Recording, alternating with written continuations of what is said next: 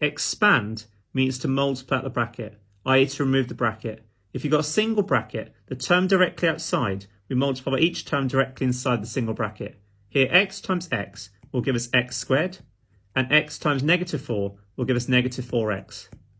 For part B, we're asked to factorise. Factorise is the inverse of expand. Factorise means to put back into brackets. If we see two terms, we always try single brackets. We want to factorise at the highest common factor from both terms. Looking at our numbers, here we have 15 and 10. The highest common factor in 15 and 10 is the number 5.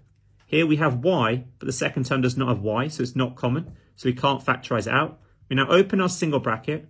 What do I times 5 to get back to 15y? Well, I'm missing 3y. What do I times 5 to get back to negative 10? I'm missing negative 2. For C, I'm asked to solve. Solve means to work out the numerical value for the letter. In this case, we're working out the numerical value for the letter F. If I've got a single bracket, I know the term outside is being multiplied. So the opposite of times by 7 is I can start by doing the inverse, and that's to divide both sides by 7.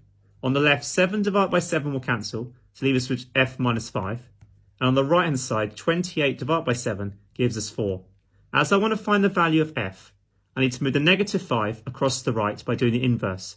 Opposite of minus 5 is to add 5 to both sides. Therefore, negative 5 plus 5 will cancel on the left to leave us with F.